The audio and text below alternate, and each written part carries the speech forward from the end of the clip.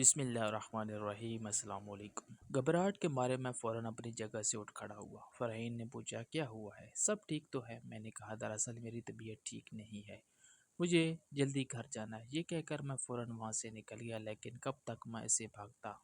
مجھے سمجھ نہیں آ رہی تھی کہ یہ سب کیا چل رہا ہے۔ میں نے خود کو ایک کمرے میں بند رکھا اور سوچنے لگا کہ کیا ہو رہا ہے۔ مجھے وجدان بھائی کا خیال آیا جنہوں نے مجھے بچپن میں کھلایا تھا۔ میں ان سے کافی چھوٹا تھا، بھابھی سے بھی بہت چھوٹا۔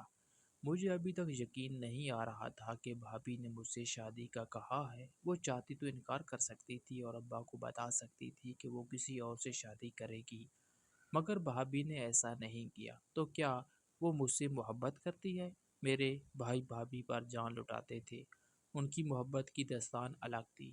میرے بھائی نے سب کے خلاف جا کر فیصلہ کیا کہ وہ جویریہ سے شادی کریں گے، اور ان کی محبت اتنی گہری تھی کہ باوجود اولاد نہ ہونے کے انہوں نے دوسری شادی نہیں کی۔ کیا جویریہ نے میرے بھائی کی محبت قبول نہیں کی تھی؟ یہ سوچتے ہوئے مجھے بھابھی کے وجود سے گھن آ رہی تھی۔ مجھے ان سے شکوہ تھا۔ اب میں دل ہی دل میں بھائی کو یاد کر رہا تھا، جیسے میں ان سے کہہ رہا ہوں، بھائی یہ دیکھیں آپ کی بیوی نے کیا کیا، جنہیں میں اپنی ماں کی جیسی سمجھتا تھا۔ انہوں نے اس دن مجھ سے کتنی عجیب بات کر دی کہ اب میرا دل ہی نہیں کر رہا میں ان کی آنکھوں میں کیسے دیکھوں۔ یہ سوچتے ہی مجھے خیال آیا کہ مجھے وجدان بھائی کی قبر پر جانا چاہیے۔ جب میں وہاں پہنچا تو بھابھی بھی بھائی جان کی قبر پر حاضری دے رہی تھی۔ بھابھی کو یہ حرکت کرتے دیکھ کر میں ایک دم ٹھٹک گیا۔ اگر بھابھی مجھ سے شادی کرنا چاہتی ہیں تو وجدان بھائی کی قبر پر کیوں آئی ہیں؟ وہ بہت زیادہ رو رہی تھی، پھوٹ پھوٹ کر، جیسے کچھ بوجھ کم کرنا چاہتی ہو۔ وہ وجدان کی قبر پر یہی کہہ رہی تھی کہ مجھے معاف کر دو، مگر میں کیا کروں، میں مجبور ہوں۔ یہ سب سن کر میں نے فوراً بھابھی کو بلایا۔ جب بھابھی نے مجھے دیکھا تو ان کے چہرے کی ہوائیں اڑ گئی۔ وہ فوراً اٹھ کھڑی ہوئی۔ انہوں نے کہا تم کیا کر رہے ہو، کیوں چپ ہو؟ میں نے بھابھی سے کہا بھابھی میں جان گیا ہوں کہ جو کچھ آپ کر رہی ہے وہ مجبوری کے تحت کر رہی ہے۔ ابھی بھی موقع ہے، سچ سچ بتائیں کہ آپ یہ سب کچھ کیوں کر رہی ہیں اور کیوں مجھ سے نکاح کرنا چاہتی ہیں؟ بھابھی نے جواب دیا دیکھو زاران، میں یہ نکاح اس لیے کر رہی ہوں تاکہ میں تمہارے خاندان کے ساتھ رہ سکوں۔ دل سے ہی میں تمہیں قبول کرنا چاہتی ہوں۔ میں تمہارا اتنا خیال رکھتی تھی اور اب میں شادی کے بعد بھی تمہارا خیال رکھنا چاہتی ہوں۔ یہ سن کر میں نے بھابھی سے اپنا رخ موڑ لیا۔ مجھے یقین نہیں آ رہا تھا کہ وہ ایسی باتیں کر رہی ہے۔ وہ فوراً وہاں سے چلی گئی۔ جب میں بھائی کی قبر کو گھور رہا تھا تو ایسا لگ رہا تھا جیسے قبر کی مٹی اڑ مجھے کہہ رہی ہو کہ جو میرے دل میں ہے وہی کرو۔ پر دماغ نے کہا کہ فرحین کو کیسے بھول سکتے ہو۔ یہ سوچتے ہوئے میں نے زندگی کے ایک نئے مرحلے میں قدم رکھ رہا تھا۔ میرے نکاح کا دن آ پہنچا تھا اور میرے دونوں بھائی مجھے تیار کر رہے تھے۔ جب میں نیچے آیا تو بھابھی بھی میرے نام کی دلہن بن کر سجی ہوئی بیٹھی تھی۔ اس کے چہرے پر کوئی شکن نہیں تھی، وہ بالکل مطمئن اور خوش نظر آ رہی تھی۔ ابو بھابھی کے کندھے پر ہاتھ رکھ کر مسکرا رہے تھے اور نہ جانے کس قسم کی داد دے رہے تھے۔ مجھے یقین نہیں آ رہا تھا کہ یہ سب حقیقت میں ہو رہا ہے۔ پھر کچھ دیر بعد نکاح خواہ وہاں پہنچا اور نکاح پڑھایا۔ میرا بھابھی سے نکاح ہو گیا۔ رات کے آخری پہر میں اس کے کمرے میں جانے سے کترا رہا تھا جو میرے نام پر تھا۔ میں جانتا تھا کہ جب میں چھوٹا تھا تو میرے کمرے میں کسی کو جانے کی اجازت نہیں تھی، لیکن میں صرف بھابھی کو ہی آنے کی اجازت دیتا تھا۔ یہ سوچ کر مجھے وحشت ہو رہی تھی۔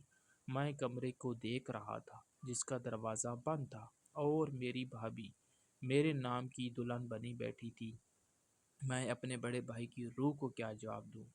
مجھے لگ رہا تھا کہ میں نے ان کی محبت کو تکلیف پہنچائی ہے، لیکن مجھ سے زیادہ ان کی اپنی بیوی نے انہیں تکلیف دی تھی۔ میں بھابھی سے سب سوالات کرنا چاہتا تھا۔ آج تک میں نے انہیں عزت دی تھی اور چاہتا تھا کہ ساری زندگی ان کی عزت دوں، مگر انہوں نے جو فیصلہ کیا تھا اس سے میرے دل کو ٹھیس، ان کے لیے عزت کم ہو گئی تھی۔ مجھے فرحین کا بھی خیال آ رہا تھا اور مجھے احساس ہو رہا تھا کہ میں نے اسے دھوکہ دیا ہے۔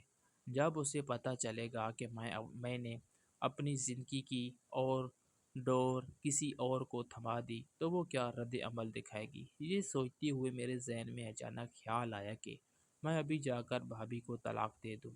جب اتنے میں اماں میرے پاس آئی، میں نے انہیں کہا اماں میں بھابھی کے پاس نہیں جاؤں گا۔ اماں نے مجھے ایک چپڑ لگائی اور کہا وہ تمہاری بھابھی نہیں اب تمہاری بیوی ہے۔ جتنا جلدی اس بات کو قبول کرو گے اتنا ہی بہتر ہوگا، سمجھ گئے؟ جاؤ اور یہ دودھ لے جاؤ، یہ تمہارے لیے ہے، ضرور پینا۔ اماں نے مجھے دودھ کا گلاس دے دیا۔ میں نے دودھ کا گلاس پکڑ کر تیزی سے اندر جانے کا فیصلہ کر لیا کہ جویریہ کو طلاق دے دوں گا۔ میں اس کا نام لینے میں ہچکچاہٹ محسوس کر رہا تھا، لیکن اب میں مجبور تھا۔ میں نے دروازہ کھٹکھٹایا، بغیر اندر جانے کی زحمت کی اور دیکھا کہ جویریہ فریش ہو رہی تھی۔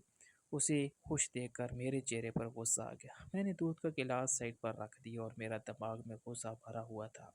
جویریہ کو دیکھ میری نسیں تن گئی تھی اور میں نے چکر کاٹ رہا تھا۔ جو کچھ بھی ہو، جویریہ کا چہرہ بالکل مطمئن تھا۔ وہ دودھ کے گلاس کو دیکھ کر میرے پاس آئی۔ غصے اور جذبات کے ملے جلے تاثرات کی وجہ سے مجھے پانی کی طلب ہوئی تھی، پر روم میں صرف دودھ ہی موجود تھا۔ تب میں نے دودھ کا گلاس تھام لیا، پر اس سے پہلے کہ میں دودھ کا گلاس اپنے ہونٹ سے لگاتا، جب بھابھی نے گلاس کو میرے ہاتھ سے کھینچ کر فوراً فرش پر پھینک دیا۔ میں اس کی اس حرکت کو نوٹ کر رہا تھا اور مجھے شدید غصہ آیا۔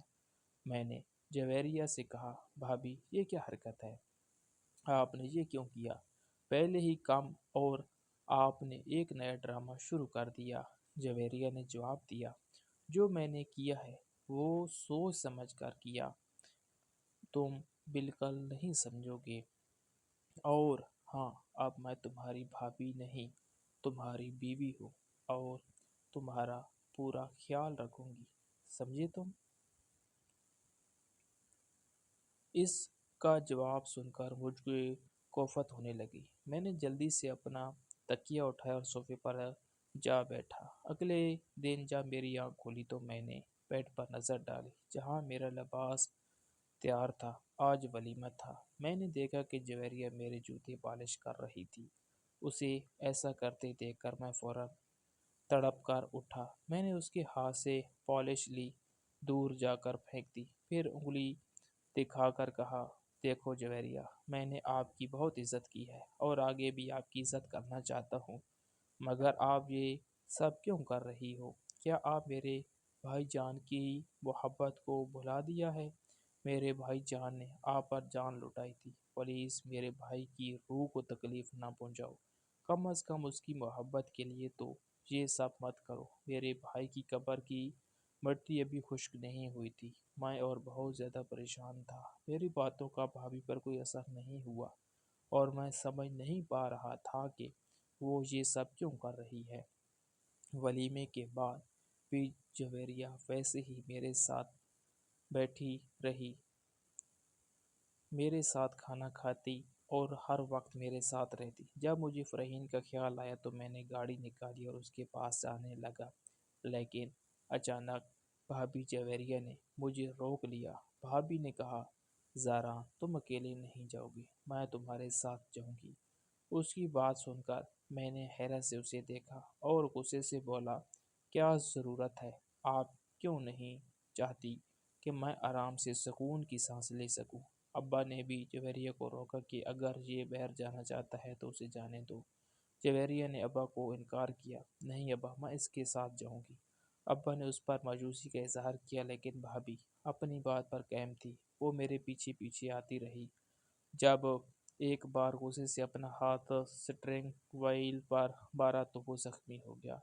بھابھی نے میرا ہاتھ پکڑ لیا اور میں نے اس کا ہاتھ جھٹک کر واپس اندر چلا گیا، لیکن وہ پھر بھی میرے پیچھے پیچھے آئی۔ میں نے اپنے کمرے کا دروازہ بند کرنے کی کوشش کی، لیکن جویریہ بھابھی میرے ساتھ کمرے میں آ گئی۔ وہ میرے زخم پر مرہم لگا رہی تھی۔ مجھے سمجھ نہیں آ رہا تھا کہ وہ اتنی تکلیف کیوں برداشت کر رہی ہے۔ جہاں کبھی میں جاتا ہوں بھابھی جویریہ میرے ساتھ سائے کی طرح چلی آتی ہے۔ یہاں تک کہ جب میں چھت پر گیا تاکہ گہری سانس لے سکوں اور دل کو سکون پہنچا سکوں تو وہاں بھی جویریہ میرے ساتھ تھی۔ ایک روز ملازمہ کمرے میں کھانا لے کر آئی۔ جب میں کھانا کھانے لگا تو اچانک بھابھی نے کھانے کا ایک نوالا پہلے خود لے لیا۔ اس حرکت پر میرا غصہ پھٹ گیا۔ میں نے اسے بازو سے پکڑ کر کہا، اب بتائیں، آپ نے اب حد پار کر دی ہے، آپ چاہتی کیا ہو؟ جویریہ آنسو بہانے لگی۔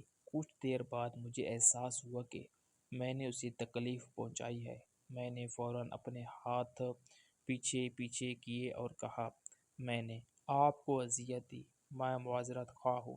جب وہ رو کر بولی کہ میں نے تم سے صرف نکاح کیا، اگر میں نے کوئی غلطی کی ہے تو پلیز معاف کر دو، پر مجھے اس طرح سزا نہ دو۔ جویریہ نے کہا، میں جو سب کچھ کر رہی ہوں وجدان بھی وہی کرتا تھا۔ اگر تمہیں لگتا ہے کہ میں وجدان کو دھوکہ دے رہی ہوں، اگر ایسا لگتا ہے تو ایسا نہیں ہے۔ وجدان میری زندگی میں تھا، لیکن اب وہ چلا گیا ہے۔ میرا نکاح تم سے ہوا ہے اور میں تمہاری بیوی ہوں۔ میں تمہارے ساتھ جو کر رہی ہوں اس کے پیچھے کوئی بری نیت نہیں ہے۔ اس کی باتیں سن کر مجھے حیرت ہوئی کہ وہ کتنی آرام سے یہ سب کہہ رہی تھی۔ میں نے کہا، جویریہ، یہ اب کیا ہو گیا ہے؟ آخر آپ کو کیا ہو گیا ہے؟ میری اپنی زندگی تھی، میں آپ پر اتنا غصہ نہیں ہوں جتنا اس بات پر ہوں کہ آپ نے مجھ سے نکاح کے لیے رضامندی دی تھی۔ اگر آپ نے وہ نہ کیا ہوتا تو آج میں اپنی زندگی میں بہت خوش ہوتا۔ میں نے آپ کو ہمیشہ عزت دی اور آج بھی عزت دیتا ہوں۔ میں نے بھی نہیں سوچا کہ آپ مجھ سے نکاح کے لیے راضی ہو جاؤ گی۔ آپ نے یہ سب کیوں کیا؟ مجھے جواب چاہیے۔ اس نے کہا، میرے پاس کوئی جواب نہیں۔ اس نے نظریں چرا لی اور مجھے اچانک خیال آیا کہ شاید ابا نے اسے دھمکی دی تھی یا مجبور کیا تھا۔ جویریہ کی خاموشی کا مطلب میں سمجھ گیا تھا۔ میں ابھی بھی یقین نہیں کر پا رہا تھا کہ یہ سب کچھ ہو رہا ہے۔ میں بے چینی سے چکر کاٹنے لگا۔ میں نے صبر و تحمل کے ساتھ جویریہ کو اپنے ساتھ بٹھایا اور کہا، جویریہ، پلیز ساری بات بتاؤ۔ میرے ابا نے آپ سے کیا کہا کہ آپ نے مجھ سے نکاح کے لیے رضامندی ظاہر کی؟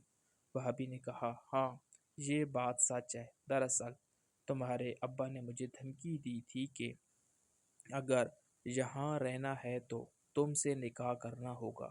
میں بہت مجبور تھی۔ وہ نہیں چاہتے تھے کہ تمہارے نکاح خاندان سے باہر ہو، وہ چاہتے تھے کہ بس تمہارا نکاح خاندان کے اندر ہی رہے۔ لیکن یہ وجہ نہیں تھی جس کی وجہ سے میں نے تم سے نکاح کیا۔ تمہارے ابا کی اور وجہ سے چاہتے تھے کہ میں تمہارے نکاح میں رہوں، لیکن ایک سچائی اور بھی ہے، اور وہ یہ ہے کہ تمہارے بھائی وجدان بھی یہی چاہتے تھے کہ اگر خدا نخواستہ زندگی میں ایسا موڑ آ گیا کہ وہ ہم سے بچھڑ جائے تو پھر میں تمہارے ساتھ رہوں، میں ہر موڑ پر تمہارا ساتھ دوں، تمہیں کبھی بھی الگ مت سمجھو۔ وہ یہی چاہتے تھے، اسی لیے ان کی خواہش کی خاطر میں نے یہ فیصلہ کیا کہ تم سے نکاح کر لوں گی۔ تمہارے ابا کو نہیں پتا کہ وجدان یہ چاہتے تھے۔ بھابھی، جویریہ کی باتیں سن کر میرے ذہن کے لیے یہ باتیں قبول کرنا مشکل ہو رہا تھا کہ وجدان بھائی ایسی باتیں کہیں گے۔ میں نے کہا، مجھے آپ کے الفاظ پر یقین نہیں آ رہا۔ جویریہ نے جواب دیا، تمہیں میری باتوں پر یقین نہیں آ رہا نا؟ تمہیں کچھ ایسا دکھاؤں گی جیسے دیکھ کر تمہارا یقین پختہ ہو جائے گا، پھر تمہیں یقین کرنا ہوگا کیونکہ تم ہی وجدان کی موت کی وجہ ہو۔ جب بھابھی جویریہ نے کہا، اس سے میرے رونگٹے کھڑے ہو گئے، میرے پاؤں تلے سے زمین نکل گئی اور میں پھٹی نظروں سے اسے گھور رہا تھا کہ وہ یہ سب کیا کہہ رہی ہے۔ جویریہ نے کہا، ہاں زاران، تمہارے ابا اور وجدان کی اس رات لڑائی کی وجہ صرف اور صرف تم تھے۔ وہ تمہاری وجہ سے لڑ رہے تھے کیونکہ تمہارے ابا چاہتے تھے کہ تمہاری شادی خاندان کی کسی لڑکی سے ہو جائے تاکہ تم کہیں اور نہ جاؤ، لیکن وجدان نے تمہارے ابا سے کہا تھا کہ اسے ہمارے ساتھ باندھ کر نہ رکھے، اس کی اپنی زندگی ہے، اسے گزارنے دو، ہمیں اس پر کوئی حق نہیں۔ تمہارے ابا نے کہا کہ نہیں۔ میں نے کافی سالوں تک اس کے بڑے ہونے کا انتظار کیا ہے۔ اب یہ بڑا ہو گیا ہے تو میں اسے اپنے ہاتھوں سے نہیں جانے دوں گا۔ میں نے اسے اس لیے نہیں پالا کہ یہ اپنی مرضی کرے گا اور پھر ہمارا کوئی فائدہ نہیں رہے گا۔ یہ سب کچھ ہمارے ہاتھ سے نکل جائے گا۔ اس کی باتیں سن کر مجھے یقین نہیں آیا کہ یہ سب کچھ ہو رہا ہے۔ جویریہ کا یہ سب بتانے کے بعد میں نے یاد کیا کہ کیسے ابا نے مجھے اس جگہ سے اٹھایا تھا۔ جب مجھے میرا ماضی دھندلا جھلکیوں کی طرح یاد آنے لگا۔ یہ بات تب کی ہے جب میں 4 سال کا تھا، جب میں نے اپنے سگی ماں باپ کے ساتھ ایک محل نما گھر میں رہتا تھا۔ میری خوشیوں کی حد نہ تھی۔ وہ محل نما گھر میرے سگے ابا کی محنت کا تھا۔ سالگرہ کے دن میرے سگے ابا خوشی خوشی آئے اور میری اماں سے کہا، چلو ہم اپنے بیٹے کو کہیں اچھی جگہ لے کر جاتے ہیں۔ اماں نے یہ سنا تو بہت زیادہ خوش ہو گئی تھی۔ ہم تینوں سیر کے لیے نکل گئے۔ میں گاڑی کی پچھلی سیٹ پر تھا جبکہ میرے ماں باپ آگے تھے۔ اچانک ابا نے بتایا کہ بریک فیل ہو گئی ہے۔ ابا نے اماں کو گاڑی سے باہر نکلنے کو کہا تھا پر اماں ابا کو یہی کہہ رہی تھی، لیکن اگلے ہی پل ایک گاڑی کسی چیز سے ٹکرا گئی تھی۔ جب مجھے ہوش آیا تو میں وجدان بھائی کے پاس تھا۔ تینوں بھائی میرے سامنے کھڑے تھے اور مجھے کافی خوش کر رہے تھے۔ مجھے اتنا پیار ملا کہ میں اپنے پچھلے ماں باپ کو بھول چکا تھا۔ یہ سب لوگ مجھے سر آنکھوں پر بٹھا کر رکھتے تھے۔ میری ہر بات مانی جاتی تھی۔ ابا نے میرے ناز نخرے اٹھائے کہ میں انہیں اپنا باپ سمجھتا تھا، لیکن جب جویریہ کی بات سن کر مجھے اپنے ماضی کی یاد آئی تو مجھے سمجھ نہیں آیا کہ ابا کیا چاہتے تھے، کیوں چاہتے تھے کہ جویریہ کی شادی مجھ سے ہو۔ جویریہ نے کہا کہ وجدان بھائی بھی یہی چاہتے تھے۔ جویریہ کی بات سن کر میں نے اسے بہت سے سوالات کیے کہ وہ مجھے کھل کر کیوں نہیں بتا رہی۔ وجدان بھائی کے دل میں کیا گہرا صدمہ تھا جس نے دل کا دورہ پڑنے پر مجبور کیا۔ ابا کے منہ سے کوئی ایسی بات نکلی ہوگی جس نے وجدان بھائی کے دل پر گہرا اثر ڈالا۔ میری بات سن کر جویریہ خاموش ہو گئی، لیکن وہ اب بھی میرا پیچھا نہیں چھوڑتی تھی۔ وہ ہمیشہ ایک ڈھال کی طرح میرے ساتھ رہتی تھی۔ ایک روز تنگ آ کر میں نے چیخ کر بھابھی سے کہا، خبردار، آج کے بعد آپ میرے ساتھ آئی، میری زندگی آپ نے جہنم بنا دی ہے۔ جویریہ نے جواب دیا، میں ایسا بالکل نہیں کروں گی کیونکہ آپ کی زندگی کو خطرہ ہے۔ جب میں نے پوچھا کہ کس سے خطرہ ہے، یہ سن کر میری روح فنا ہو گئی۔ میں جویریہ کو حیرت سے دیکھ رہا تھا اور بولا، آپ ہوش میں تو ہو؟ یہ کیسی باتیں کر رہی ہو؟ جویریہ نے روم کا دروازہ بند کیا اور میرے سامنے ایک لال رنگ کی پوٹلی لے کر آئی۔ وہ میرے سامنے رکھی اور بولی کہ یہ پوٹلی میری نہیں بلکہ تمہارے بھائی وجدان کی ہے۔ اس میں تمہیں تمہارے سارے سوالوں کے جواب مل جائیں گے۔ اس میں وجدان کا خط ہے جو تمہارے نام لکھا ہے اور مجھ سے یہی کہا تھا کہ ضرورت پڑنے پر اگر میں یہاں نہ ہوں یا کہیں بھی تو تم یہ خط زاران کو دے دینا تاکہ